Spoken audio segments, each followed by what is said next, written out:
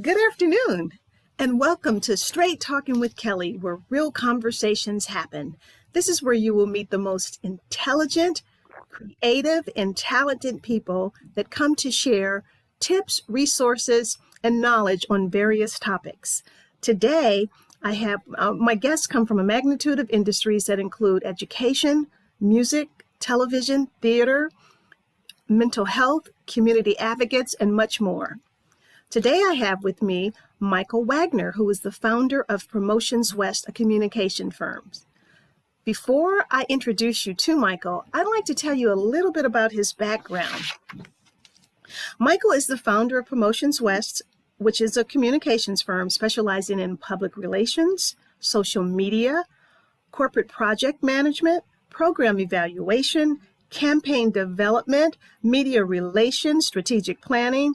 In a nutshell, he helps corporations and community-based organizations to frame their messages, promote their brands, and obtain positive visibility. You do a lot, Mr. Wagner. Welcome to the show. Thank you so much, Kelly. It's such a pleasure to be here with you. Well, I think we're going to have a really good time because we have so much to talk about.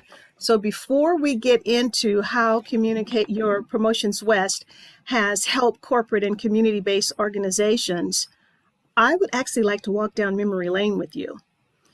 I met you in the early 90s when I was a receptionist at KKSF Radio. I was working there with Terry Magnet, who is a very dear friend of yours, who at the time was an account executive there. He would come up to my desk and go, "Oh, you have to meet Michael. You two are going to do so much together." And I was like, "Who is this Michael? I couldn't wait to meet you." And lo and behold, when we met, the magic just hit. I mean, we've been flying ever since. Think of all of the things we've done together. I know, I guess kind of in the later years, what we've done, I was one of your instructors that taught financial literacy when we did the MoneyWise program through Capital One and Consumer Action. I know that we did, I'm trying to think of some of the things that we did. The Life Reimagined with AARP, where I actually became a state volunteer with you. And you were actually on the board with me with San Francisco State Hospitality, the management program, doing PR. I mean, so it just goes on and on and on. You were one of my fundraisers for the Prime and Prep culinary program at the Bayview YMCA. What can you think of? Because I know there's more, but I don't know. It's just been a wonderful time. My biggest memory is of you at KKSF. And I thought, who is this woman who is so intelligent, who is sitting here pretending she's got something else going on? That was my memory. And Terry, of course, kept saying, "You have to meet Kelly. She's going to do this. She's going to do this in the world." And it was actually him who kept pushing me to do something for the community and to create Promotions West, because community groups, especially African-American organizations, were not being represented well. No one wanted to work with them. And I thought, I can't do that. And he goes, "You and Kelly are going to be sensational together." And I said, "She's not interested." He goes, "Oh, you wait and see when she really busts out." And you did. Well, it was funny because you're right. When I was working as the receptionist at KKSF, I was also, as soon as I would hit that button at night to go off work, to leave the job, I was freelancing as a writer for the Sun Reporter newspaper. I was working with the Plant Recording Studio. This is when I started getting into the music industry. So I was doing so many different things. And then I was also working on my self-esteem programs that I was actually doing out in the community, helping young girls with my program, Dressing Up from the Inside Out. It's just, that job allowed me the flexibility to be able to do some of the wonderful things after I hit that button on off at 5 o'clock. So let's talk a little bit about, go ahead. What were you going to say? You just reminded me of something even years before that. When we connected, it was when I worked for Tobacco Free Bay Area. Oh, yes. I had never heard the word self-esteem. And you came to this youth camp, which was for a week. And I used to have hair until that time. And you knocked the socks off of those teenagers. about self-esteem, and you taught my entire staff about self-esteem. And so you really changed our lives. So I totally forgot that. And it was fun too. It was a wonderful time. And actually, one of my little cousins was there, and she was so moved and touched by the fact that that's my cousin up there talking about this stuff. It was amazing. So I'll never forget that. You're right. And I had forgotten about it. So Michael, tell me, where were you born and raised, and what schools did you attend? I was actually born in the South. I was born in Houston, Texas, and my parents were from New Orleans. And so still feel like I grew up in New Orleans because they would ship us off there every school holiday, every summer, because my mom had 13 brothers and sisters, if you can imagine. So I thought life was a party because you were always being fed and teased, and the laughter was going on, which reminds me today of the importance of family and the love that exists. And so we ended up being in Houston, where I went to high school there. Left Houston because it was unheard of to do such a thing. And I was a bad little boy and forged my mother's name to a student loan and went off to the University of Dallas. When she found out, she says, all right, you have two choices. You can become what I want you to become, or I'm calling and filing a report of fraud. So I said, what do you want me to be? She said, a preacher, or I fell on the floor screaming, or a teacher. Oh, And I okay. said, I'll be a teacher. I don't want to go to jail. So this is when I majored in education. And soon after, I think after 2 years, I ended up doing a year abroad and refused to come home, and she threatened me again. And then I returned to Houston and went to a Black university, got my degree at Texas Southern University, Oh, okay. with the Black Wow. students, and What a majored in story. education. I would have loved to have met your mom. Now, you ended up in San Francisco. I want you to tell me about that. And now you're down under. So right now you're talking to me from Australia. Hi. That's And so right. for you, it's morning time. And for me, it's mid-afternoon, That's late right. afternoon. So how did you get And to San Francisco? well, after I finished college in Houston, I knew I didn't want to stay there. And we were living in one of the worst areas in Houston. And I think it still is. It was called Bloody Five. So that tells you a lot. Bloody Five. And so I decided I wanted to do something different. So I started looking for work. And my sister had moved to uh, the Bay Area. And so she sent me a job description, a job opening. And it was for a teacher. And believe it or not, it was with the Black Panther School Wow. in Oakland. Wow. And what I thought, and this is the truth, this is how naive and silly I was. I thought it was a zoo, and I was going to be teaching animals, panthers. This is no lie. So I arrived, and I mean, there were people. I wish I would have been more intelligent and aware, but I was naive. Uh, Newton was there. He was in charge of the school. Erica Huggins, and just a string of other people were all around, and they were just like taking care of this little big-headed boy and being really nice. And I didn't know who they were, but it was the best school I ever taught at. It was an all-Black school, and there were two teachers to every 15 kids. I'm still friends with the teacher that co-partnered with me. She lives in Maryland.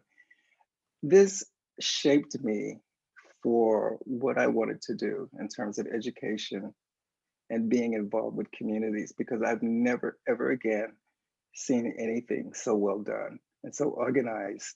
It was a long day. It was 8 a.m. to 6 p.m. because you ate with the kids for breakfast, lunch, and dinner, and it was a family. And I had never seen that before. So that's what really brought me. And you know, the interesting fact about that, listening to that, you were in a part of history And didn't know it. and didn't know it. Isn't that amazing? Now, and so the simple fact that you started teaching there, I know that you also have a very extensive background with further teaching with San Francisco State. So talk about that in your public relations teaching and how it all led to the creation of Promotions West. And in between that, I moved into broadcasting. Be- Right, you were, I, yes. yeah, when I left teaching, because I think there was something called Proposition 13, where all the new teachers were laid off. I can't even remember what Prop 13 was.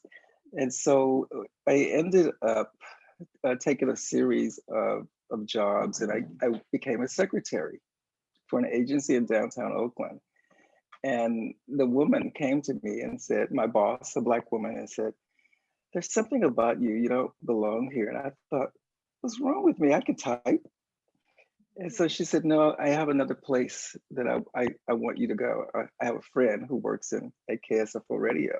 Her name is Julia Hare. Have you heard of her? And I said, no, is she a rabbit or something? Hare. And so she took me there and I met her, and she was hard on me, and she drilled me and looked at my writing and said, your writing is good, but you're not writing for the ear.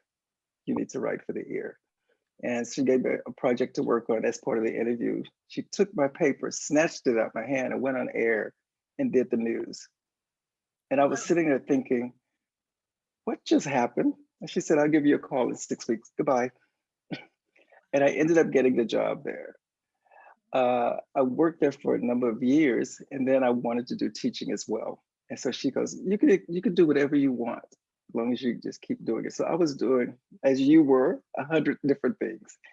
And I ended up doing middle school, and I worked at a Catholic school where I partied hard with the nuns, and then I went into San Francisco State and started teaching marketing and public relations. And I really, really loved it in the interaction of the students. And then how did you get into creating Promotions West? What led to that? Promotions West was very interesting. It's about 20 years old now.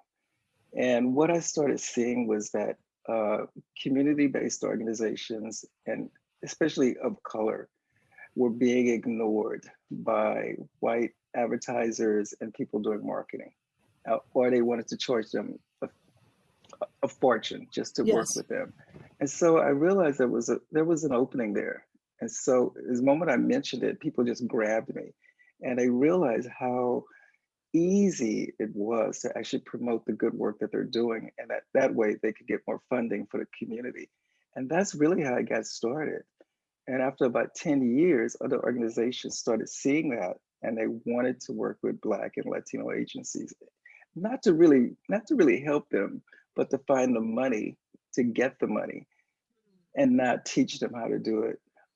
I wanted to teach people how to actually do marketing and do it for themselves, so they wouldn't have to spend a ton of money paying me, throughout the whole program, that I would be able to leave something for them. Sort of like that teach a person to fish Well, you concept. know what? It's very similar to the program that I work with you on, where you had us go out to train the trainers, to train the people in the community organizations how to teach financial literacy to their people.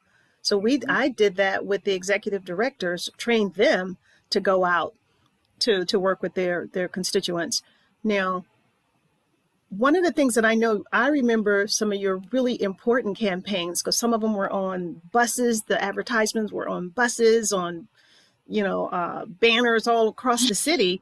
And what comes to mind, and I'd like for you to talk about, is your work with the HIV/AIDS community, the aging community, with especially as it deals with people of color in the aging community. Because I think about that little lady with the little hat on one of the bus things you had, and then also, lastly, your work with the Obama administration.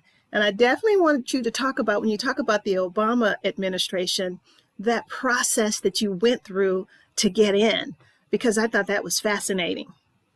So start off first with the HIV. Talk to us about that. The HIV, I'd worked in HIV for many years since the very beginning. And I, this is interesting to me, because the reason I became such a fighter in the field, especially for Black people, because I worked at the San Francisco AIDS Foundation, where they refused to let me do outreach to people of color. And people laugh now and go, "You're making it up," but I'm not. They said that Black people and Latino people and Asian people did not contract AIDS, and that they were immune to it. And I said, how could that be when they're all sleeping with each other? And so I was sort of held under a box for many years. And then I left and started working with other community-based organizations. I've been with a number of health departments, San Francisco, Contra Costa, Alameda County, and it's very interesting. And I know this program is not about racism and discrimination, but the racism that exists even today in organizations that are providing care to people of color is frustrating to me. And throughout my entire life, I've been fighting against that. But with all of that said, I managed to do some really exciting and fun campaigns. The woman with Miss Ellie Josephine was a woman that I found who was outrageous. And we developed this campaign, and I had to put my business on the line for that because I was told that we don't want this kind of campaign. We want a campaign of two Black men holding hands. This was many years ago. And so I went to the community and conducted 15 or 18 focus groups with Black people. And they said, that's not what we want to see. We want to see a grandmother actually telling us, like old grandmothers used to do. And I said, what about a grandfather? They said, don't make us hit you in the face, grandmother. So I found this woman, Josephine, and she came for a photo shoot, 5 minutes photo shoot. She was already dressed with the hat and the colors and everything. Exactly. And the campaign became her. She took to 3rd Street in the Bayview, started singing in the streets, preaching about it, signing autographs. I said, you know, Miss Ellie is just a fictional figure. She goes, shut up, boy. And the campaign was so successful just to educate people about what it was, because we weren't getting the correct information. It has been so many. I mean, we did one with dogs. That was one of my favorite ones, Dogs Are Talking. And it was designed to do dogs 1 year, cats the 2nd year, because people are really attached to their pets. They will spend $1 million on pet clothes and treats. Yeah. This one was really well done. And for years, I would go through San Francisco and dogs would come running after me because I used to always have treats in my bag. And I thought, what dog is this? And the people, they'd be dragging the people to me. But it was just, it's so incredible, Kelly, when you listen to what the community wants and you can put it into a campaign and the community supports it because they're a part of it and they help to create it. And that's the biggest message of Promotions West, is getting people to listen to what you have to say and then repeat it to them and get them involved. That's simple. Talk about the aging communities. What kind of work did you do there? The aging, I've always been interested in aging, even as a little kid, because it was mandatory by my mother that we spend time with every old person in the community, or elder. And I would say, why do I have to spend time with that old woman or that old man? And of course, if you had a mother like mine, this is what you saw coming toward you, was that hand. Old school. Old school.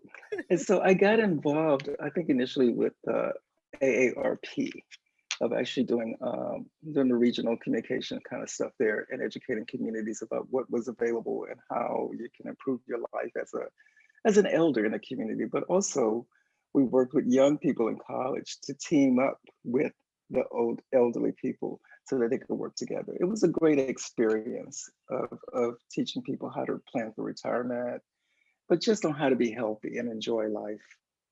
That was Life Reimagined, wasn't it? That was Life Reimagined. Life Reimagined. That was such a wonderful program of going out in communities. I loved when I went out to do that program. And like you said, I didn't only do it with older people, I also did it with the young people, because young people don't have a clue sometimes about realizing that one day they are going to get older. But that was the greatest part. It was just an experiment that I did, and I reported it back to them on how successful it was. I did it with college kids, and then I decided to do it with high school kids. Mm-hmm. And then I took a chance and did it in an elementary schoolroom. And the parents started calling, and I thought I was in trouble. And the principal said, "You have to come in." Yeah, I was very nervous. And the parents said, "What did you do to our 7 and 8-year-old kids? Because now they're planning to become a doctor, to become a teacher, to Isn't that become a." beautiful? And I said, "Oh my God, this could work." So it's interesting because it could work beyond 55 plus. It could work right at the very beginning of As it life. should. As it should, really. It As it really should. should. So now, you know what, as we were talking, you know what I thought about? What was very instrumental in my life from you is when you called me and says, hey, the American Heart Association is looking for a community site director for Heart in the Black community. And I got so excited. I'm like, yes. And it was because of you, I ended up getting that job there and did some incredible work for the Heart Association for, I don't remember, I think about 5, 6, 7 years or something like that. Oh my God. And so even like my assistant, Antoinette, she and I are still, we're actually best friends now, very close friends. And, the day that I walked in, because she was like, oh, I got to tell Jarvis. Remember, Jarvis was the ED. You have to hire her. And as soon as I get there, you leave. You stop working there because what did you do there? You were communications director too, right? I was, and it was one of the jobs to this day that I still loved and wished I would have stayed. I learned so much about communications. And so Yeah. it was a great stepping stone. It was a great organization. Yeah, it was I love working for the Heart Association, doing the work that I did. So now the third major campaign that you did led you to the Obama administration. I remember when you told me, Kelly, I'm going to go to Washington. And I said, you doing what? I said, no, you're not. I didn't believe you. So talk I to couldn't me believe about that, because that was funny. this was something I had never ever dreamed of doing or never thought I could do it. And this is what I like to tell young people, you can do anything you want if you decide. But I never wanted to. And so I was just in a meeting one day in San Francisco at an ad agency. For whatever reason, I don't know what I was doing there. And there was a woman there who spotted me and said, "You want to grab a cup of coffee or something to eat?" And I said, "Sure." And she said, "I hated you most of my life." And I said, "Well, what did I do to you?" And she said, "You didn't do anything to me." She goes, "I was so sick of getting all of your mail at KSFO once you left." She goes, "I took your position there and I only got mail and people only called for you." And then she started laughing because I thought she was angry. And she goes, "I'm working in DC right now with the Obama administration." And she goes, "Would you like to come to DC and work on a campaign for youth?" And I said, "Yeah, whatever." I thought she was joking. I could care less. And she goes, "Are you serious?" And I said, "Of course. Don't I look serious?" And I fell on the floor laughing. So she said, "All right, I'm going to start the paperwork." Kelly, she did start the paperwork, but I had forgotten all about it. Within 3 or 4 months, she called and said, are you ready?" I said, "Ready for what?" She said, "To come to DC." I said, "To visit?" She said, "No, your position is available with the Office of National Drug Control Policy. You're going to be leading a youth campaign called Above the Influence around drugs, getting kids off of drugs and making them the spokespeople." I thought, I don't know about all that. I don't know if I could do that. She goes, "Boy, you better get ready, because if you say no, they're going to investigate you. The CIA and the FBI are going to investigate you because you must be hiding something. So get your ducks in order and do not lie when you come for these long interviews, because we've already lost 2 people." So that's how that all happened. I didn't know what Office of National Drug Control Policy was. I had never been to DC. I was terrified. And I wandered around the streets trying to find the building. And the first thing someone said to me was, when I found the building going in, a woman said, "Excuse me, are you from California or Seattle or somewhere?" And I said, "Why?" She goes, "Because you're all you have all these winter clothes on. It's only 50 degrees here. So you must be from the West Coast. And I Uh, said, I am. So she took me in. Karma is really interesting, Kelly. Just very quick. I went in and to my boss. I told her who helped me to get into the building, and she goes, "Oh my God, that woman hates me, and she is in charge of everything. So if she likes you, you got it made." And it was true. okay. It Oh, was wow. really true. Wow. And I remember I'd get phone calls from you and we'd talk, you would tell me what it was like being in Washington.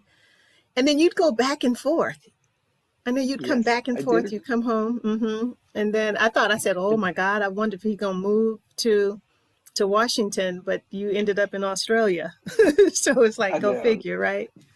Wow. So I went That's, back and forth for about 3.5 years. yeah, I remember that. So now tell me, out of all the stuff that you have done, what has been the most memorable project that you've worked on? I think one of the most memorable ones that I think about actually a lot is the program that you worked on with uh, the YMCA. I still look at pictures of the kids. I remember their faces because they were young enough and honest enough to tell me the Hmm. truth whenever we would get together. Hmm. And it was just amazing. I would watch you, how you would see the potential in each of those kids, each of those young people. And I could see it. And I thought, there's something wrong with me and Kelly. We shouldn't be able to see how incredible people are because you don't want to say anything. But that program really changed my life because I watched you over the years work to make it happen. And it wasn't even my program, but I felt like I was a part of it. And I saw the love that you provided and how you changed the lives of so many young people who probably didn't have any goals in life or what they wanted to do, if they could even get out of their communities. And I remember so many stories that went with that prime and prep. And you worked on it for years. I mean, people think you just pulled it out of a hat, but that was a number of years. Yeah, yeah. It took me 8 years to number one, get it up and running. And then once I did get it going, it was a labor of love and it was my gift to the community. That's how I always knew that I wouldn't be there no more than 5 years. And I literally left at the 5 year mark. And so, in hindsight, I wish that I would have been able to share with them what I thought the next steps would be, but that didn't happen. It didn't happen. And I think it was a missed point on their behalf to not make it happen, because the program has so much potential to have been bigger than what it actually really is. Even now, they did replicate it into a couple of other Ys, but at the same time, it was a group effort. I thank the Bayview YMCA for allowing me to even bring the program there. When I think about Gina Firmer, who actually hired me, it was just a wonderful thing. She had that vision. She saw what the potential of that program was. And then, of course, she leaves once I get there. So it's like, you know what? I surely wish she had stayed. But I'm grateful to all of the people that I worked with there and all of my contacts that I brought in with me. They were wonderful. The Casey Newberger, I couldn't have did that without Casey. Whenever I think of Prime and Prep, I said Prime and Prep was the Casey and Kelly show.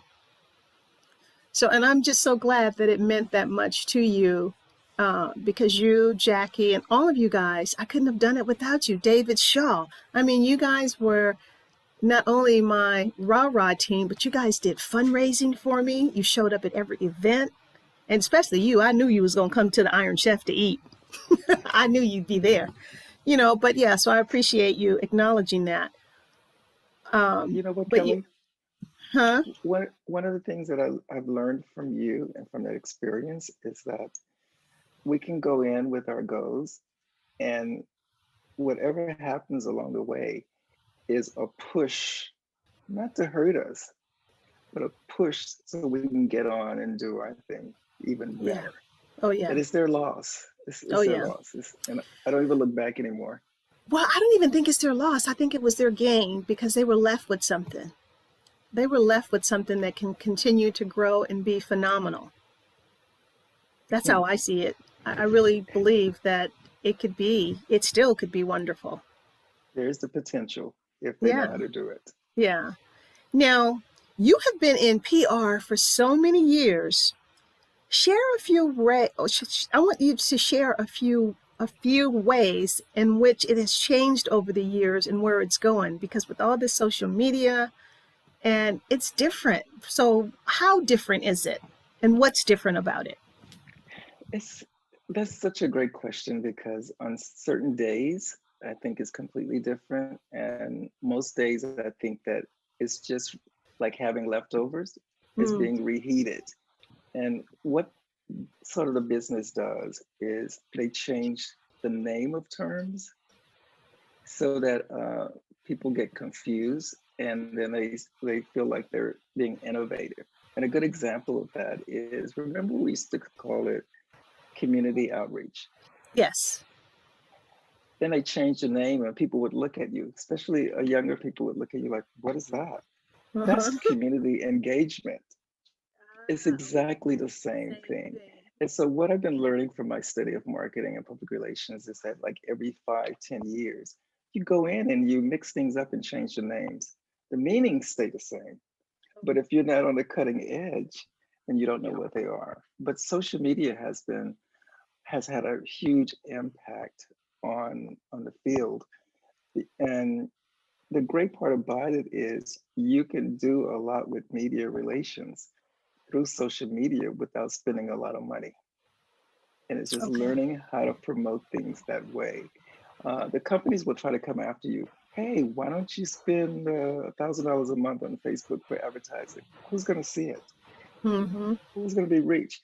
When I've been learning that the number one marketing technique is word of mouth, or WOM. Word of mouth is at the very top. People listen to what you're saying. If you told me, sure, I got my hair done at so and so, and if I had hair, I would be saying, oh, what's the name? What's the name of that stylist? Uh-huh. What do you think Uh-huh. about this? Look, Yeah. and then I'll tell several people, and it's called contagious marketing, and that's what I've been learning. Uh, Preparing contagious content, and we all make decisions by what people think, not anymore by what advertisers tell us, because advertisers will tell us that if you are an amazing person and you want to be seen as this incredible person, then you're going to buy a Mercedes. But No, go ahead. go ahead. Well, you know But what it made me think of? Remember back in the day that Breck commercial? When they go, you tell one person and she tells one person, and then by the time they finished, the screen was filled with all of these people telling one person. So when you were saying that, my head started spinning, going, "That's that Breck commercial." Or I think it was Breck. yes, I don't remember. It was some shampoo commercial.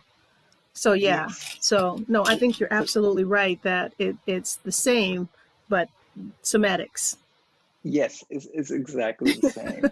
But you can be very, very more creative now and more direct in your messages.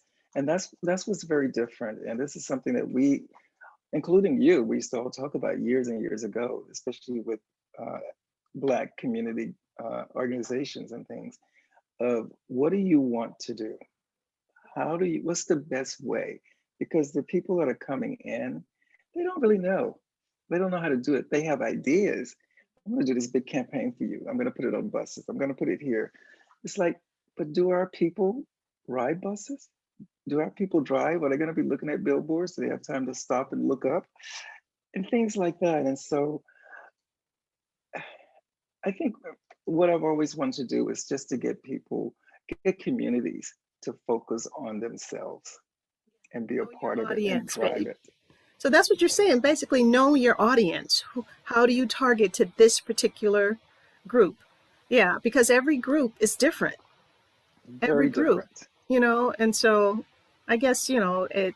So when you think about, as I'm thinking about that, what kind of advice would you give to up and coming PR young people?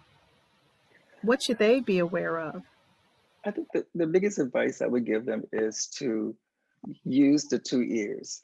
Hmm. One is for listening, one is for hearing what is not being said, and this is for keeping closed. Mhm.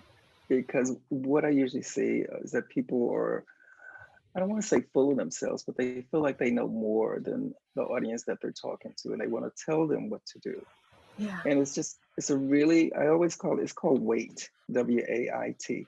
Why am I talking? Hmm.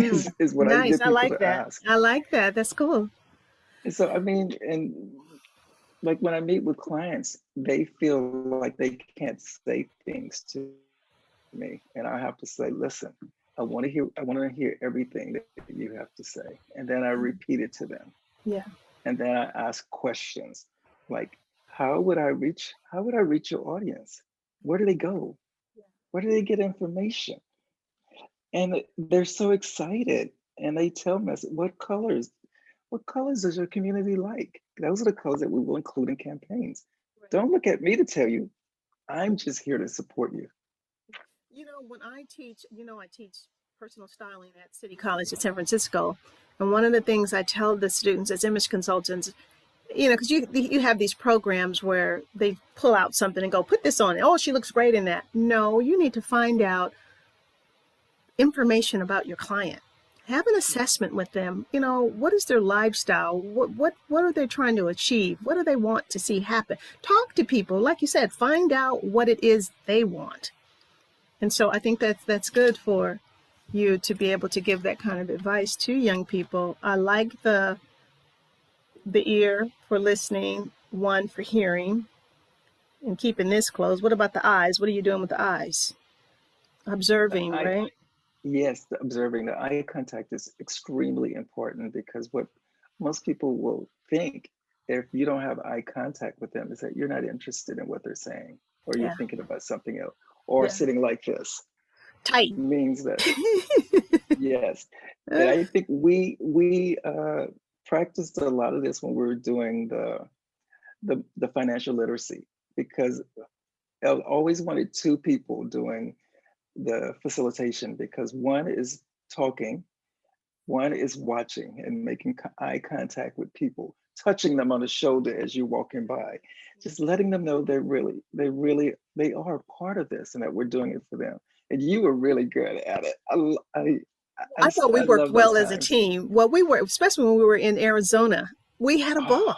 I mean, we traveled with it. So, yeah, I think that, but you know what? I think what made it work is that we were both educators and we love to teach. And it comes across when we're working, whether it's with youth, whether it's with adults, we like what we do. So and we I think love that's, people. yeah, that makes a difference. And speaking of that, I would like for you to tell me three people that have inspired you.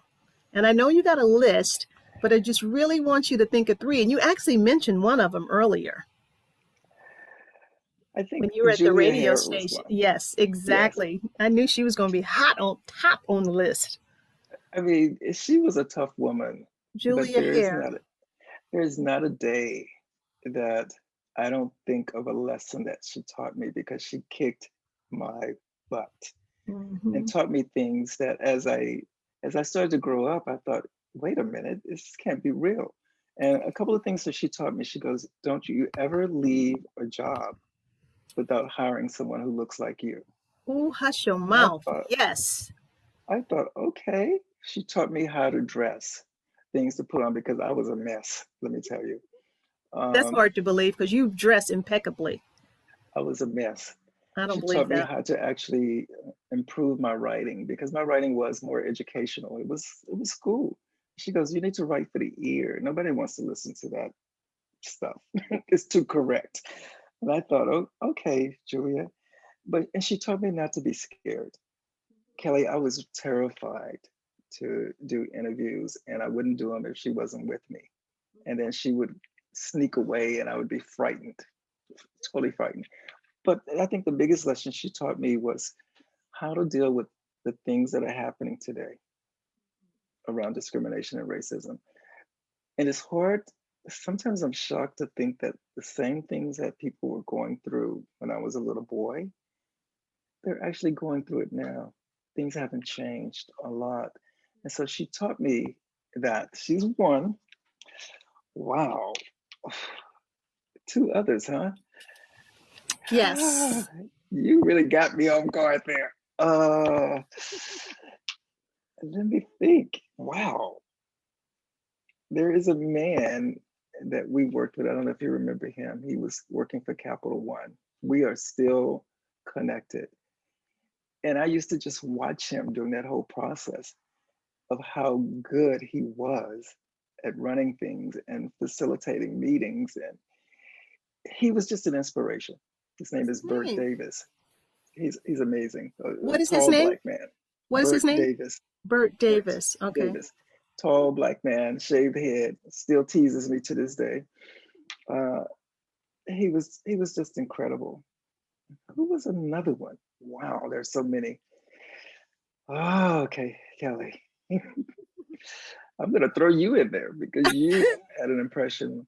No, it's true. You've had an impression on my life and the number of people that you pulled in and out of my life. And I think you've really had an impact. I thought about you this morning because you introduced me to Ready Beauty Control. Oh my, oh, wow, you were one of my consultants, yes. Baby. I missed that. And I used the skills you taught me every single day before I leave this house so nobody is screaming for fear when they see this monster face coming toward them. So I know how to do it. Yeah, that's beautiful. You know, and I miss beauty control too. Right now I'm with Color Me Beautiful. And I really haven't started promoting it or selling it yet because I'm still trying the products and deciding if this is something that I believe in. I like them, but they're not beauty control by no means. I miss beauty control. Man, beauty they had the best skincare. Oh my God, they had the best skincare in the world. Well, it's because of you and beauty control. You set me up before I moved from San Francisco. I started freelancing with Dr. Oh, I can't even think of his name right now. A cosmetic company. And one of our neighbors was working there. She goes, I think you'd be great working in all the malls and things. And I said, you know, I'm into skincare. I don't know. Somebody be looking like a Halloween mask if I do it. She goes, no, it's more than that. It's the personality and what you know about how a woman looks. It is because of you. And I was really successful there. I loved it. But beauty control changed my life. Oh, that's nice to hear. You know, like I said, Color Me Beautiful, I like it. My skin is still in good shape, so it must be working. I still have a couple of pieces. I do too. And you know what? And that's why I haven't been able to promote Color Me Beautiful yet, because I'm still holding on to my last drop of that. And like Sylvia Montgomery, I actually want to interview her too. Because Sylvia was under me as a consultant with beauty control, and now I'm under her with Color Me Beautiful. So she got me into that. So it's, you know, we're going back and forth. She, you know, she feels the same way as I do about missing beauty control, but she's actually making Color Me Beautiful work. She's embraced it because she's been doing it much longer than I have. And I still, you know, I'll have to send you a link so you can look at some of my products.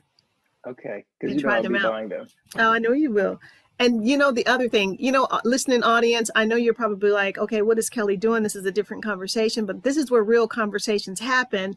And this guy here is a part of my family, actually. I've known him for so long. But you were one of my biggest customers buying my baby clothes. I mean, baby showers, you should see the stuff I'm doing now. Oh, the layettes that I'm doing right now, off the hook. I'm going to have to send you pictures. Right now, I do like this baby jacket with the pants to match, the quilted blanket, the 2 double-sided waterproof bibs.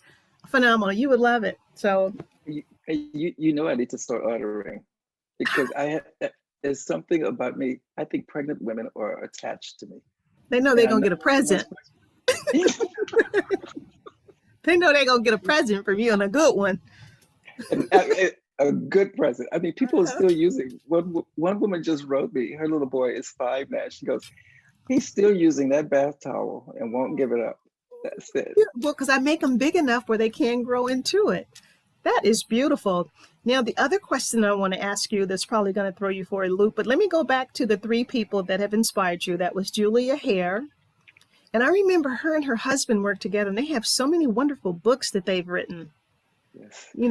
know, I can't think of the names of them right now at the top of my head, but they had a rich collection of books. Dr. Nathan Hare and Julia Hare. And then, of course, your other person was Bert Davis. And then, of course, me, which is, wow, you know, it's nice to be on people's lists. So thank you for that. Now, what I would like for you to think about is that 9-year-old Michael Wagner, 9 years old. What would he say to the grown man now? I think that little boy would say, expand your horizon. Mm, You can do anything you want to do once you put your mind to it. Um, and let go of any judgment you may have against yourself first nice. and against anyone else. Wow, that's beautiful. That is beautiful, you know, and it was interesting because I'm watching you and you knew exactly what you wanted to say. It was like, you know what that little 9-year-old boy would have told you to do. Most people kind of look up in the sky like, oh my God, she then threw me for a loop. But I threw you for a loop with the three people. But Yes, this you one, did. yeah, but this one, you were very clear with it.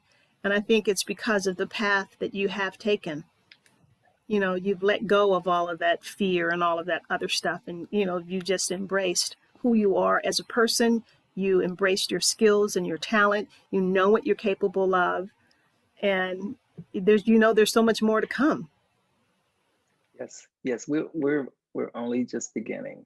And Yeah. I always tell people that because some people will say, are you going into retirement? It's like retirement is just retiring from one thing to move into To another, start another. Yeah, to buddy. start something else. Yeah, absolutely.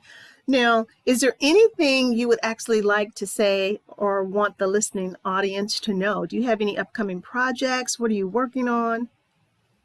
I am working with a program that's based out of Oakland, and it's called the Right Within Experience. It's a program we got involved in probably almost 2 years ago of actually writing a proposal for funding for it. I had no idea I would still be attached to it, Okay. uh, but they won't let me go. And so Okay. we've been doing the communications for that. And the Right Within is it's a program around trauma. It's helping communities, especially for right now, African American communities to heal from racial trauma.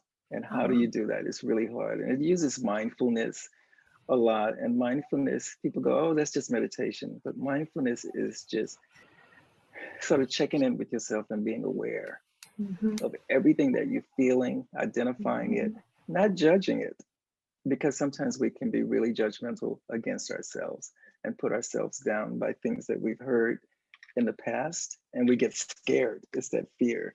And so it's teaching, not so much teaching, it's sort of integrating all of it into our community and helping us to become stronger and more resilient in the things that are happening. And the last 2 years, I'm sure you're aware of it, has been really uh, stressful for a lot of communities with the constant murders and the shootings and beatings and things that are going on. And how do you deal with all of those emotions? With do you punch someone in the face? Exactly.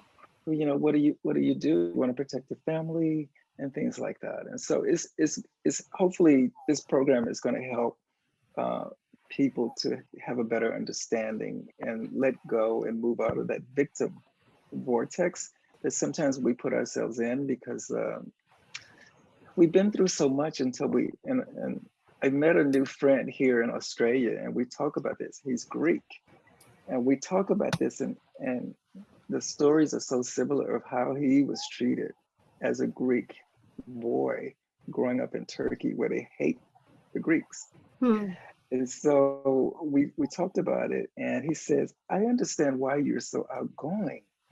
Whenever you walk into a shop, the whole store comes to life and everybody's around you and feeding you food and everything. And I said, well, what is that? He goes, it's part of your protection that you must have learned as a child to avoid the trauma of when you walk into a store, people look at your color and think, hand on a gun.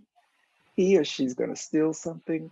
And he goes, that's amazing that you can do that, but how did you get to that level? And I hadn't even thought about it, because it was always a survival technique when you walk in, because you felt like the moment you step into the elevator, everyone's grabbing their purses and pulling to the side. And so I would always say, what did you have for lunch? I smell something on you. Is that pastrami? You know, things like that.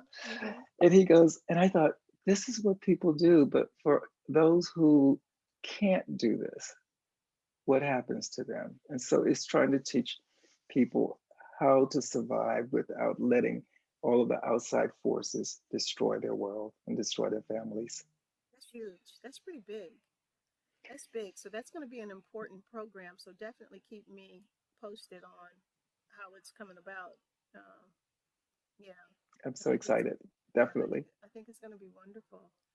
Now, is there a way, if people want to find out more, or find out how they can help you with it, maybe funders or people that want to participate in some kind of way, how can people reach you?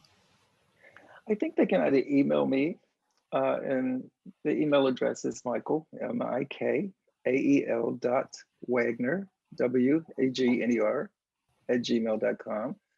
They can also go to my website, which is just promotions with the S, west.com.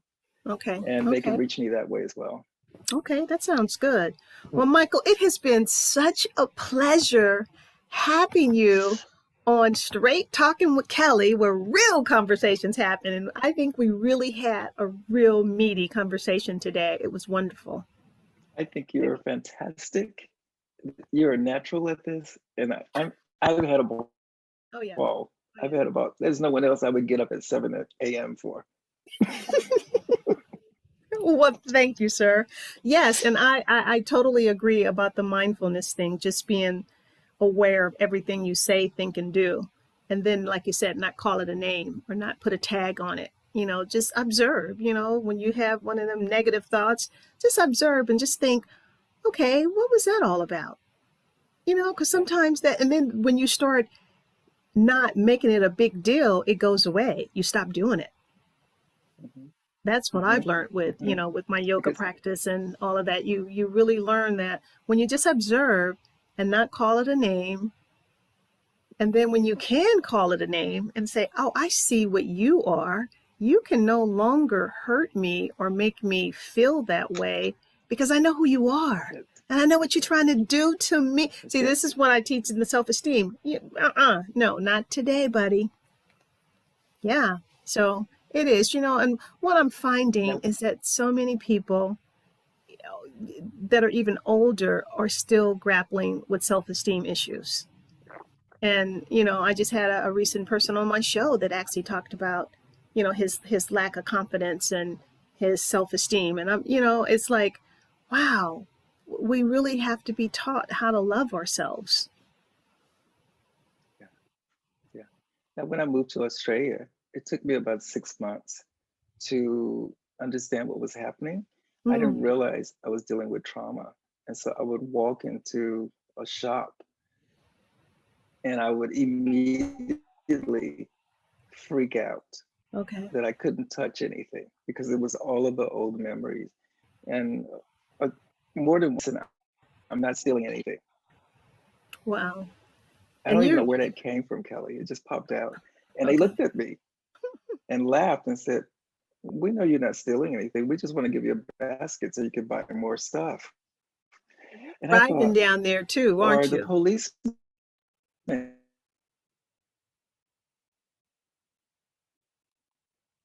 here. I was afraid to walk. And I would see police coming and I would freeze in my walk. And they would roll the window down and go, good day, how are you? And I would go,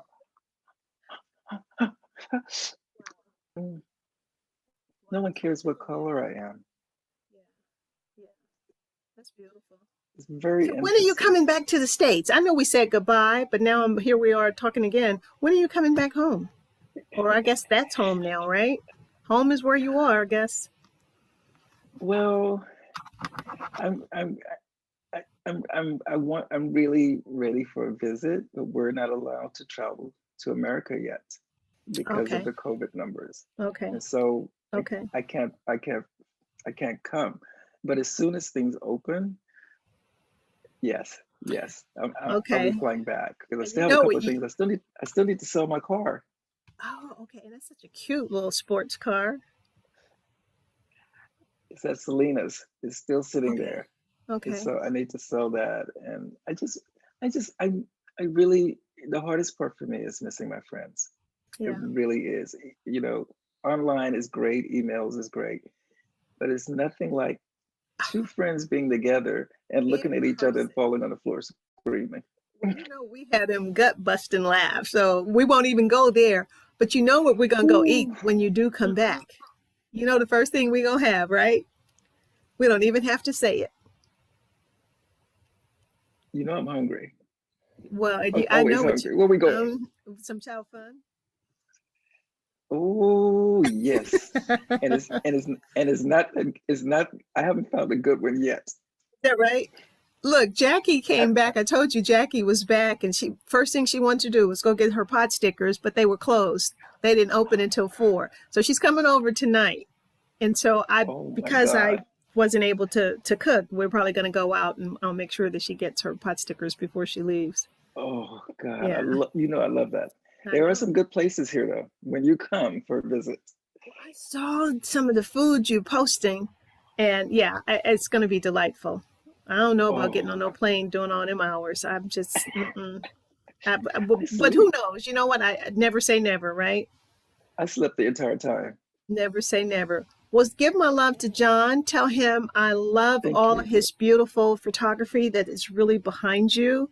He does incredible work. I feel fortunate that he has actually taken photos of me. I wish I was able to get an update before he left. He kept trying to get me to come and I wouldn't do it, so it's my bad. But I love his artwork. It's in museums here, it's in museums there. It's just he Yeah. does beautiful work. This has So been incredible. This has been really great. So thank you so much for taking the time. absolutely. I had a ball. And like I said, as soon as you get your other program up and running, definitely come back because I would like to let the audience know what you're doing and how that works and how they can, participate in it or benefit from it, whatever, either way.